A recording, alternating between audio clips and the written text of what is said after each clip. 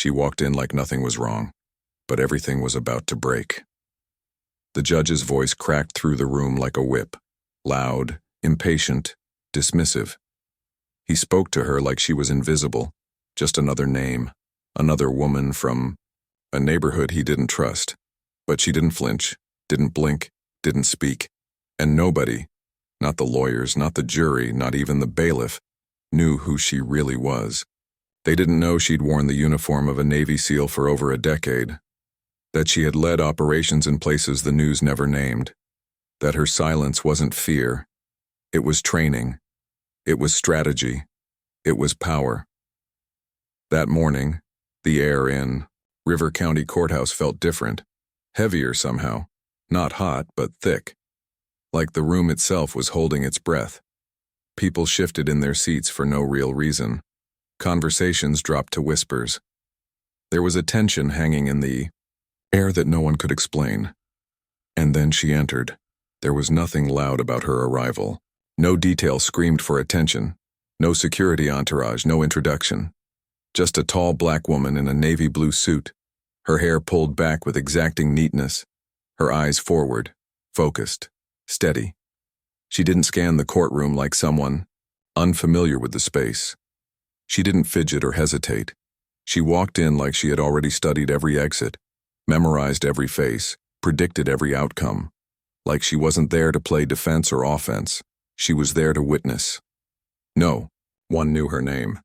To them, she was just another civilian called in to testify about a violent incident involving 2 police officers and a teenage boy.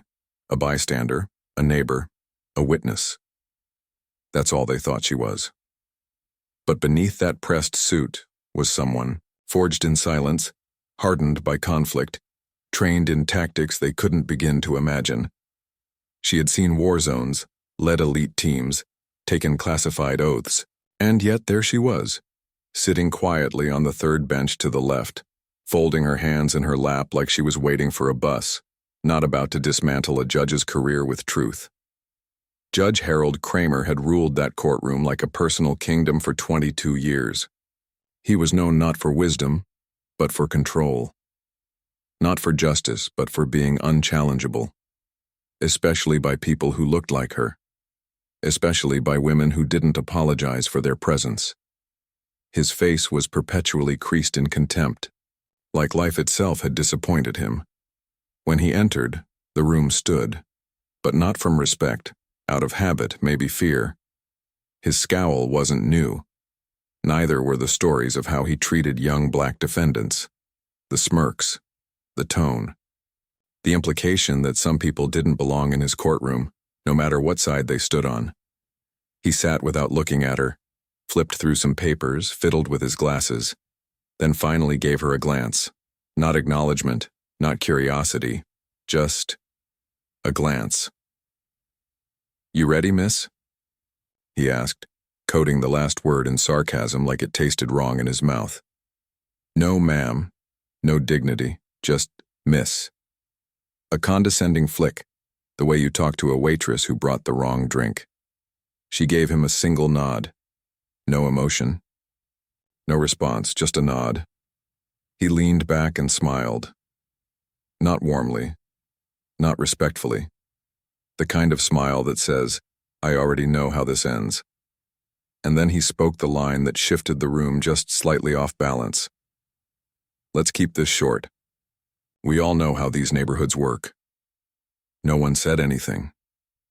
But something changed, in the way the court reporter's fingers paused, in how the junior lawyer at the prosecution table blinked, twice, in the way even the deputy stopped tapping, his foot. The quiet woman in the navy suit, she didn't change at all. She was still, unshaken, and that stillness was about to shatter everything the judge thought he controlled, because she didn't come to play by his rules. She came to reveal just how deep the truth could cut when spoken by someone trained to stay silent, until now. She wasn't just telling a story, she was taking the room apart, one sentence at a time. The courtroom had barely settled when the clerk called her to the stand. She rose without a sound, her movement deliberate, almost slow, like every step was measured and every pause had meaning. No eye contact, no rush. She sat down, placed her hands in her lap and faced forward. She wasn't performing. She wasn't here to impress anyone. And that somehow was what made everyone lean in closer. Judge Kramer didn't bother reading her name. He didn't ask her to state her credentials. He barely looked at her. He waved a hand, motioning to the stand like he was dismissing a nuisance. "All right," he muttered. "Go ahead. What did you see?" Her voice when it came was soft, not shy, measured. The incident occurred on the corner of Marlowe and 8th. It was just after 7 p.m. The sun was low. The teenager, black male, approximately 17, was walking alone. She spoke with precision. Each sentence was clipped, efficient, like someone reporting back from a field op. There was no drama in her voice, no outrage, just fact. Unemotional. Controlled. But that calm, it unsettled people because it wasn't natural. It was practiced. 2 sentences in, Kramer cut her off. "Miss, I asked what you saw."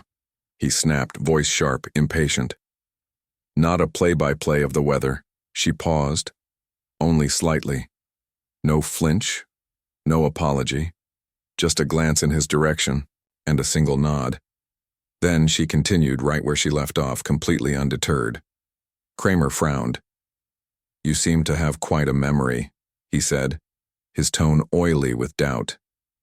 "Most people forget details like that, especially in, high-stress situations." She didn't respond. Not to the tone, not to the bait. She simply kept speaking, now describing how the 2 officers approached the teenager, how one grabbed the boy's arm, how the other shoved him against a brick wall, how, even after the boy had stopped resisting, one officer landed a strike. Open palm, side of the face. Fast, controlled, brutal. The judge sighed loudly, leaning forward. "And you're saying you saw all that? What were you, 10 feet away? Behind a car? Through a bush with binoculars?" There were a few low chuckles in the room, nervous ones, forced. But even those died quickly. The way he spoke didn't feel like a joke. It felt mean. She didn't smile, didn't blink. 10 feet away," she said plainly. "No obstructions." Kramer rolled his eyes. All right. Just try to stick to what matters. No editorializing." But there was no editorializing. Her words were exact, even surgical. It wasn't the content he disliked. It was the control. He could feel it slipping, moment by moment. And she wasn't trying to take it. She was simply refusing to acknowledge that he had it in the first place. When she hesitated, only once and only briefly, it wasn't because she was unsure. It was because she was calculating. But Kramer saw it as weakness. He leaned forward and snapped, louder this time. "Miss, if you're gonna play the strong and silent type, we'll be here all day. Either speak clearly or take a seat." A pause. Then she turned her head slowly and looked at him for just a moment. Long enough for him to know she'd registered the tone, the insult, the attempt at domination. Then she turned back, nodded once, and kept going. Her tone didn't change. Her posture didn't shift. There was no raised voice, no defense. Just stillness. And somehow that stillness was louder than anything else in the room. Kramer looked to the clerk like he was waiting for anyone to intervene. But no one did. Because this woman wasn't cracking. She wasn't sweating. She wasn't losing her place. If anything, the more he pressed, the more composed she became. And that was the first real crack in his armor. Then the prosecutor stood, young, polished, confident. He adjusted his tie like he was preparing for a victory speech and walked toward the stand with a file in hand. His voice was smooth but too practiced. "You say you witnessed the entire encounter?" he asked, eyes still on the papers. "Yes," she said. "And you're certain about what you saw?" "I am." He looked up then, just slightly, enough to flash a half smile, the kind that says, "I've got you." "You stated that Officer Granger struck the teenager with his left hand, that he reached for his baton with his right but initiated contact with his offhand. How exactly did you determine that? It was a chaotic moment, wasn't it? Emotions, movement. How could you possibly identify the dominant hand?" She didn't answer immediately. She took a breath, not out of hesitation, but intention. Then, because I was trained to read micro-movements in a combat zone. The words dropped into the room like a grenade.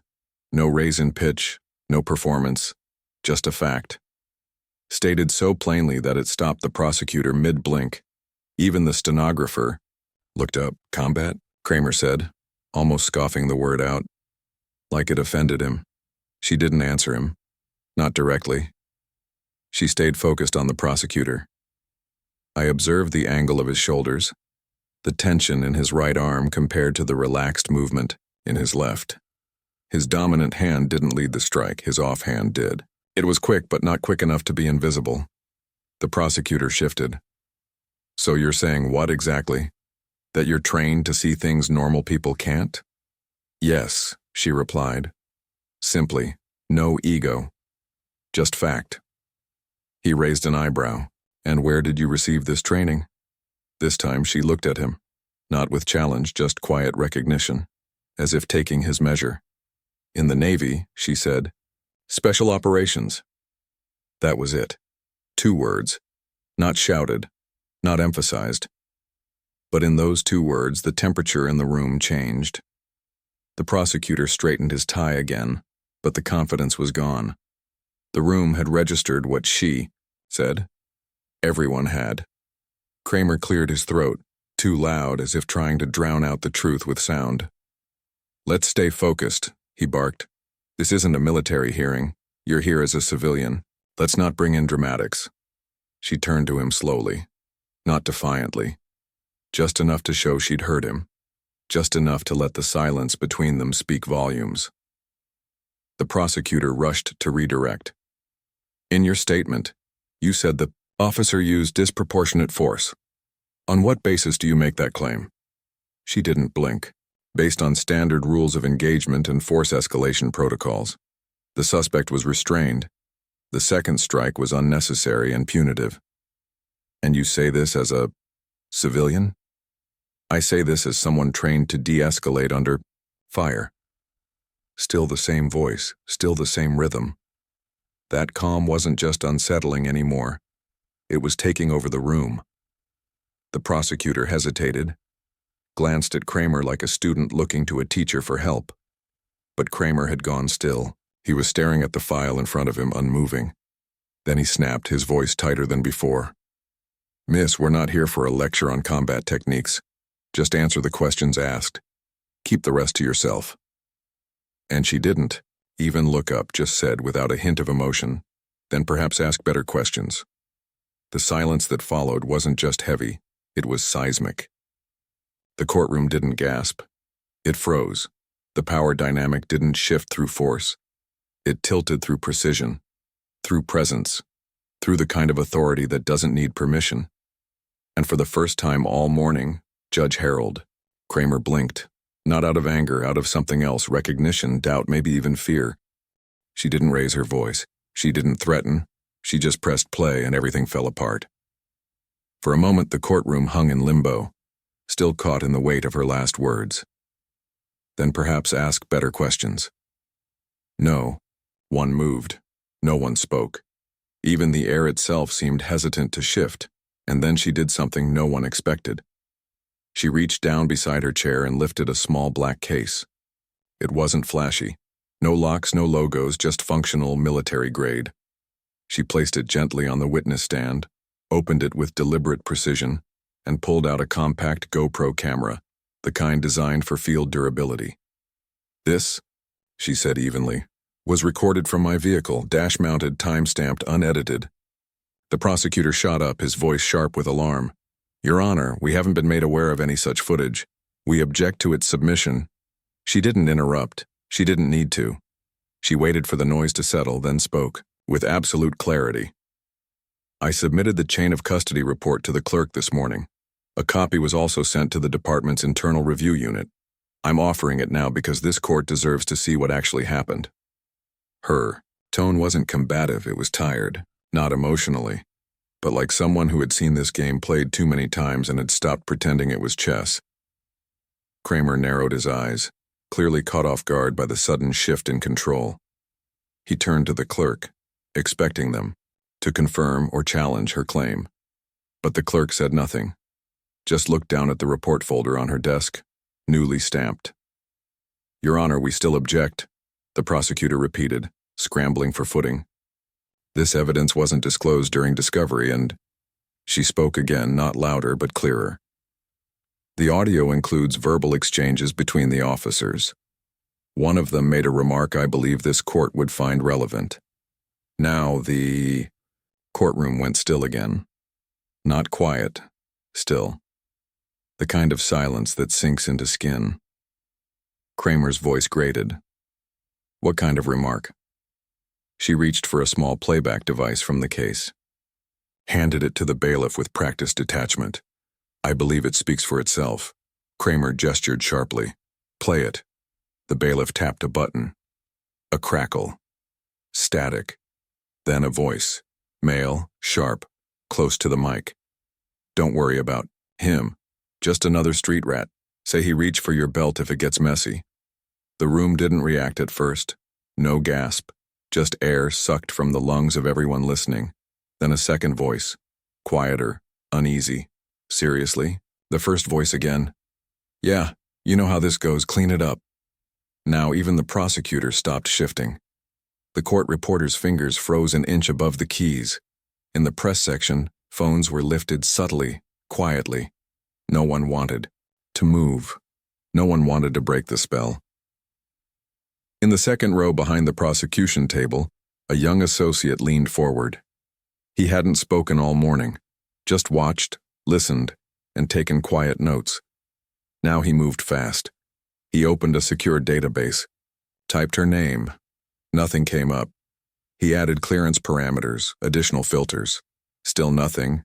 Then something flickered. A redacted report. One line.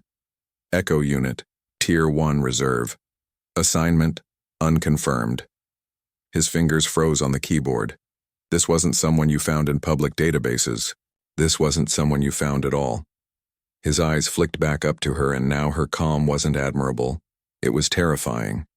Because it wasn't performative. It was conditioned. The kind of calm you only earn after surviving what others don't return from. At the bench, Judge Kramer leaned in, rattled. "Motion to strike that recording from the record," he barked, his voice trembling slightly. "Unverified source. Unsubstantiated. It does not meet admissibility standards." The clerk hesitated. Everyone hesitated, because something had shifted, and they could feel it. She looked at him. Calm. Controlled. "That video," she said, "is already in the hands of Homeland Internal Review." The words weren't shouted. They weren't offered like a threat. They were just facts. And they landed like a blow. Kramer's face twitched. The color drained slowly from his cheeks. He turned toward his aide at the side of the bench, usually a well-oiled part of his control apparatus. But the aide didn't move. His hands were folded in his lap. Eyes forward, neutral.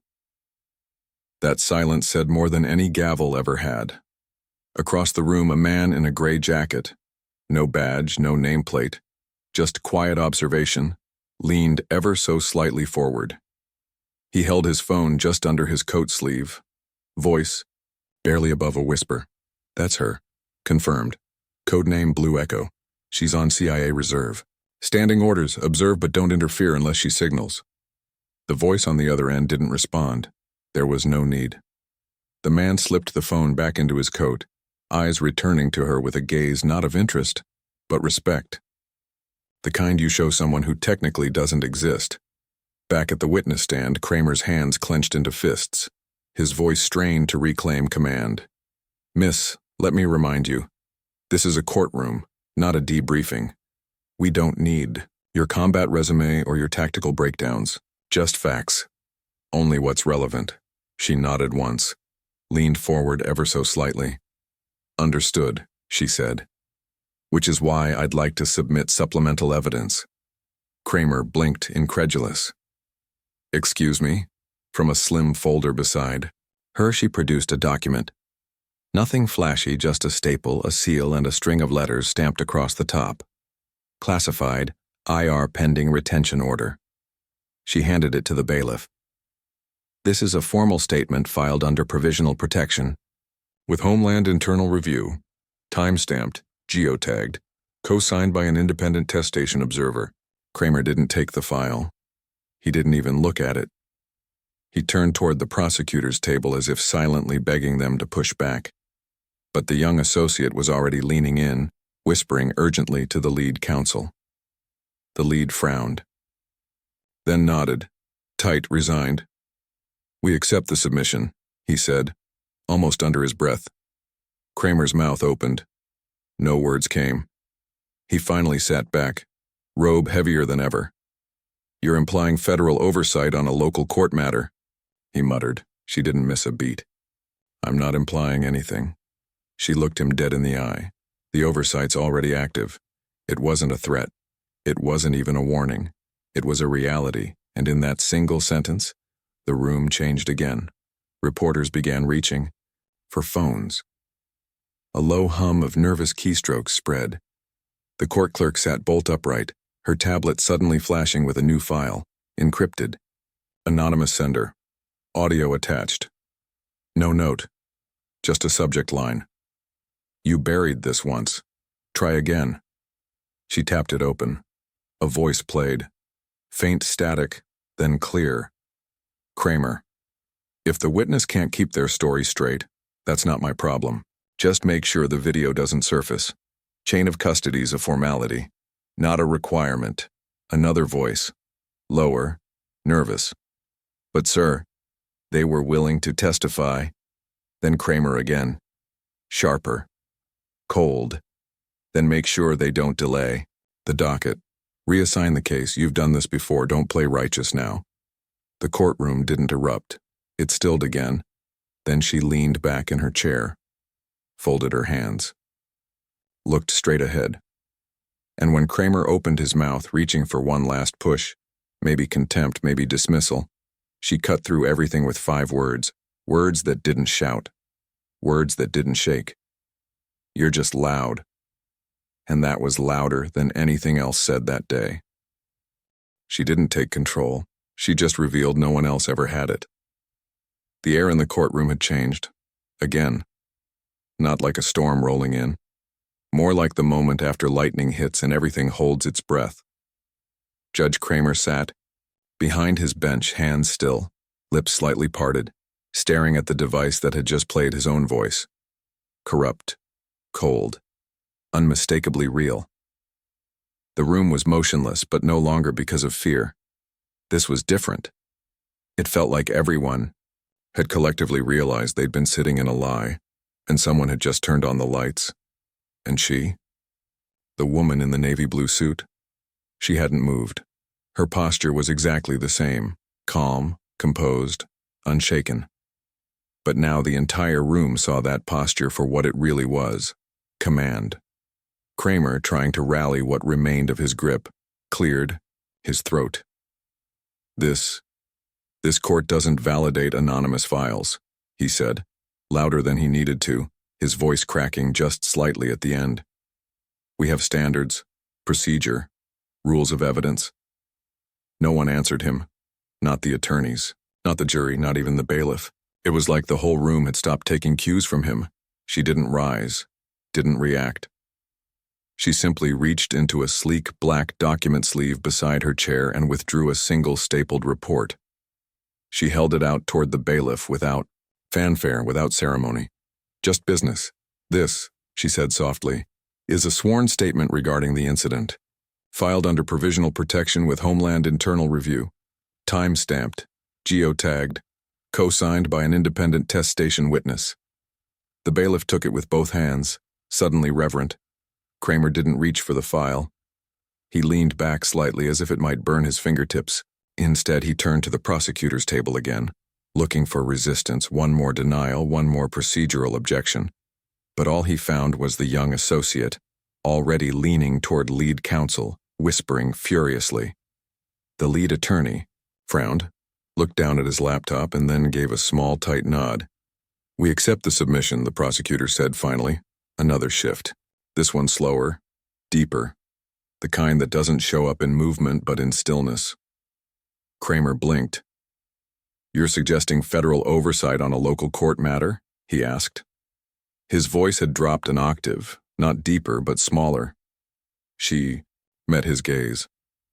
"I'm not suggesting anything," she replied. "The oversight's already active."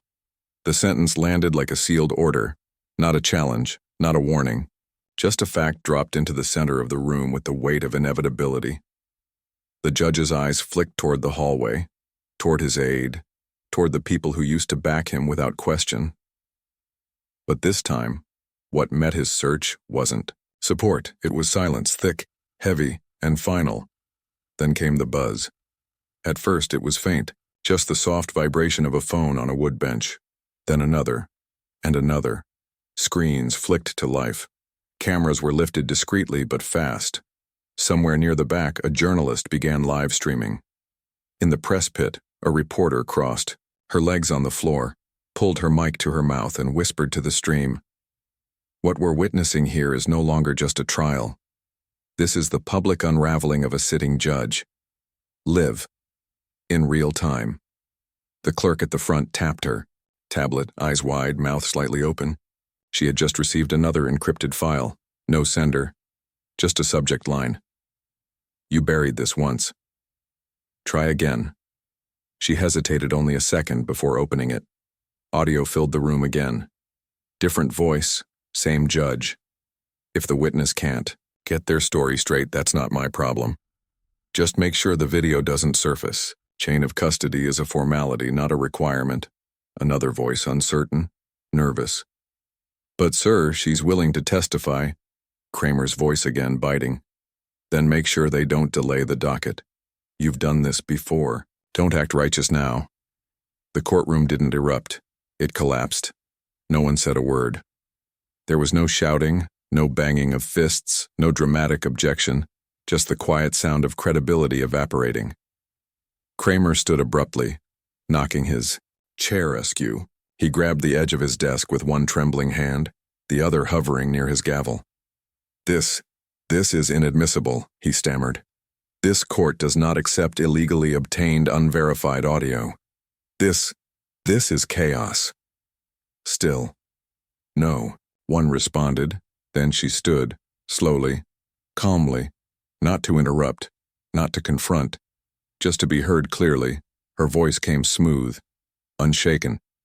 3 years ago, you suppressed footage from a protest. A 17-year-old girl filmed it. You called it unreliable." He froze. "Last year, a security guard submitted evidence from a mall incident. You sealed it before trial." He opened his mouth, but no words came out. "This isn't new," she said.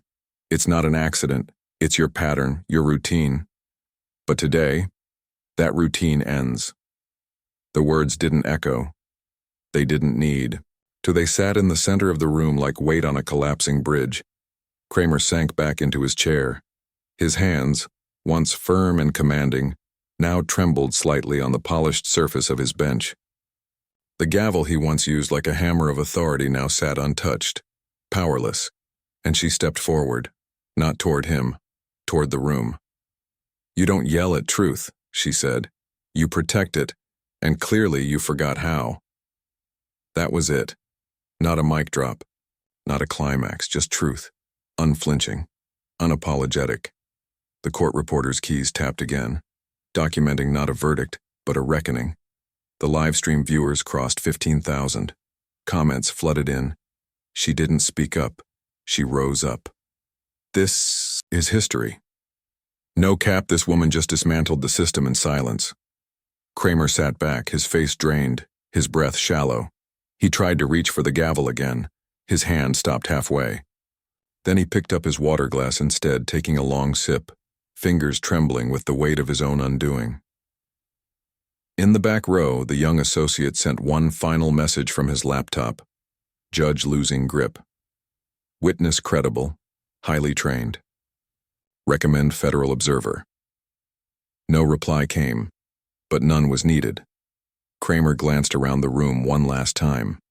Every face was watching, but none with sympathy, just quiet realization. The system wasn't bending, it was breaking, and the person doing it never once raised her voice. She didn't win by force. She reminded the room who truth really belongs to.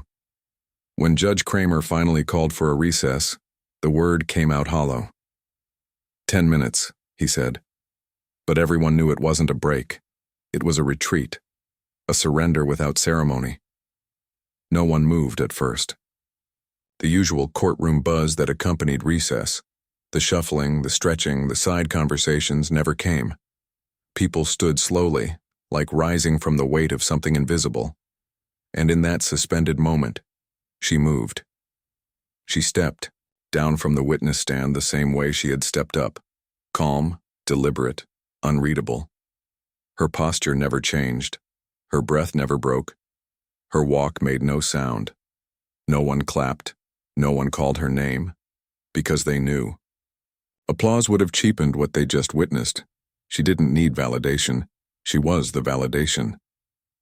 The journalists didn't rush toward her. The court officers didn't escort her. Even the bailiff simply stepped aside, unsure whether to salute or stand down. She passed each row, the soft tread of her shoes against the courthouse tile the only sound anyone could track. Phones recorded. Eyes followed. But no voice dared break the silence that wrapped itself around her like armor. Halfway down the aisle, a voice rose, but it didn't break the moment. It slipped into it. "Who are you, really?" the young associate asked, not loudly, not with challenge, just awe. She paused, just for a breath, then turned her head slightly, just enough for him to see the edge of a smile tug at the corner of her mouth. Someone who got tired of silence. And then she was gone. Out the heavy wooden doors, past the metal detectors, down the stone courthouse steps and into the orange-tinged late afternoon, where sunlight fell at a slant across the pavement like a spotlight no one had called for. She didn't look back. She didn't check her phone. She didn't stop to speak to the reporter still frozen at the threshold, because the work was done.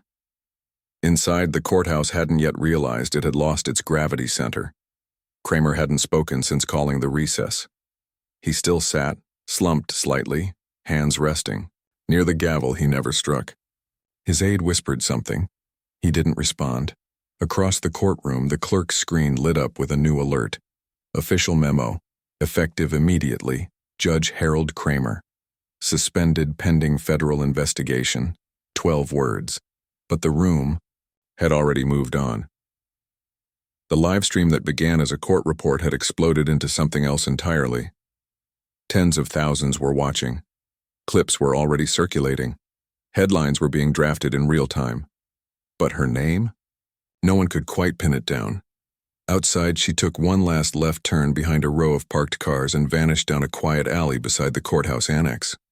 No fanfare, no waiting black SUV, just a disappearing shadow wrapped in precision. Some say she boarded a train that evening. Others claim she was spotted days later in D.C., stepping out of a secured federal building with no nameplate on the door. The truth? It's sealed in a report no one will read, filed under clearance levels most people don't know exist. But what she left behind wasn't just a verdict or a scandal. It was a shift, a redefinition of where power lives, a new silence, one shaped by truth, not fear. And this was only the first move. To the viewer, if you've made it this far, then you already know. This story isn't about a courtroom. It's about every room where power goes unchallenged. It's about every silence that hides injustice. And it's about the one woman who didn't need to yell to break the system open. But the system doesn't go down without a fight. What happens when it tries to strike back? Part 2. Drop soon. Subscribe if you believe truth doesn't need to shout to be heard, because Blue Echo just got started.